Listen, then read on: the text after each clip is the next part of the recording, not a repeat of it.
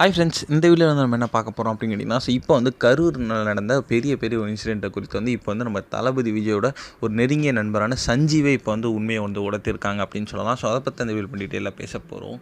இப்போ வந்து கரூரில் வந்து விஜய் அரசியல் பிரச்சாரம் கூட்டத்தில் பங்கேற்ற கூட்ட நெரிசல் வந்து சிக்கி கிட்டத்தட்ட வந்து 41 பேருக்கு மேலே வந்து உயிரிழந்திருக்காங்க அப்படின்றது ரொம்ப பெரிய விஷயம்.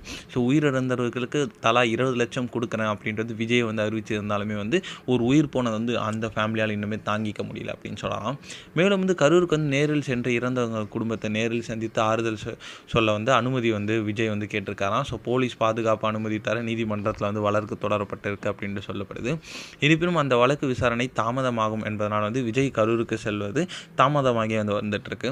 மேலும் வந்து கூட்ட நெரிசலில் திட்டமிட்டு வந்து சதியால் நடந்தது அப்படின்றது சில பேர் வந்து தாவேகா மீது வந்து நீதிமன்றத்தில் வந்து மனு தாக்கல் செஞ்சுருக்காங்க. ஆனால் வந்து இந்த சம்பவம் தொடர்பாக விஜயை வந்து நிறைய பேர் வந்து தாக்கி வந்து பேசிகிட்டு இருக்காங்க அப்படின்னு சொல்லலாம். ஸோ அதே நேரத்தில் வந்து விஜய்க்கு வந்து நிறைய பேர் வந்து ஆதரவாக வந்து நிறைய அரசியல் பிரபலங்களும் வந்து பேசிகிட்டு இருக்காங்க அப்படின்னு சொல்லலாம்.